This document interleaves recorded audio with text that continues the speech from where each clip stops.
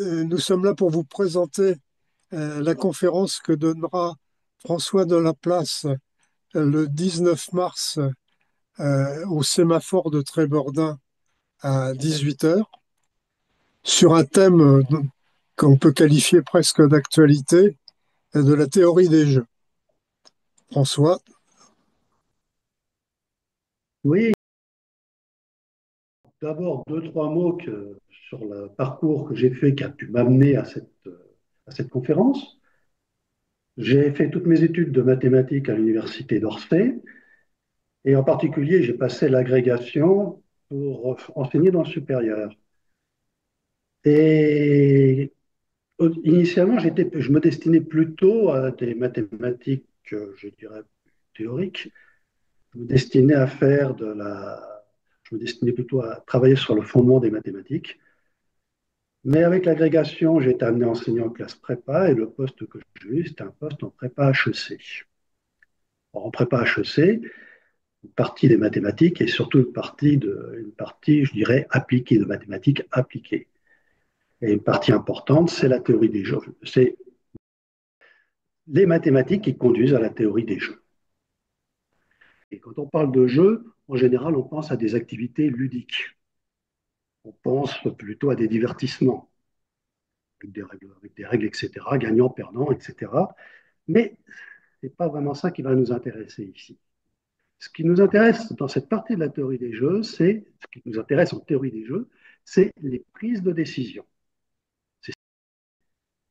La théorie des jeux ne porte pas sur toutes les prises de décision possibles. Tout au moins, c'est ce qu'on va exposer, c'est vrai, pas toutes les prises de décision possibles. Ce qui va nous intéresser plutôt, c'est de voir comment il est possible, à partir d'exemples, de prendre des décisions. Et puis, on va l'appliquer. Donc, dans un premier temps, il va y avoir trois parties dans cette conférence. Dans un premier temps, je vais exposer des jeux télévisés. À partir de jeux télévisés, on va donner les définitions. Les définitions, les règles premières, disons, de la théorie des jeux. Alors, deuxième partie, ça sera un peu plus théorique. On va donner les incontournables de la théorie des jeux, le dilemme des prisonniers, bien sûr. On ne peut pas faire de conférence sur la théorie des jeux sans parler du dilemme des prisonniers. Et puis, dans la troisième partie, je vais faire une application. Je vais donner une application beaucoup moins ludique, qui sera une application à la politique, mais surtout à la démocratie. Alors, qu'est-ce que la théorie des jeux s'applique parfaitement à la démocratie parce qu'on comprend bien que en démocratie, il y a des prises de décision tout le temps. Et il n'est pas question de remonter à la démocratie à l'époque d'Athènes. On va prendre la démocratie moderne.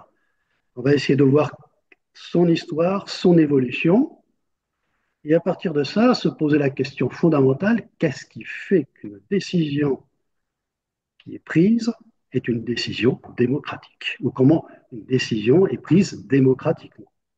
Et ça paraît peut-être évident, mais c'est loin de l'être, et on va voir que ça pose beaucoup, beaucoup de problèmes.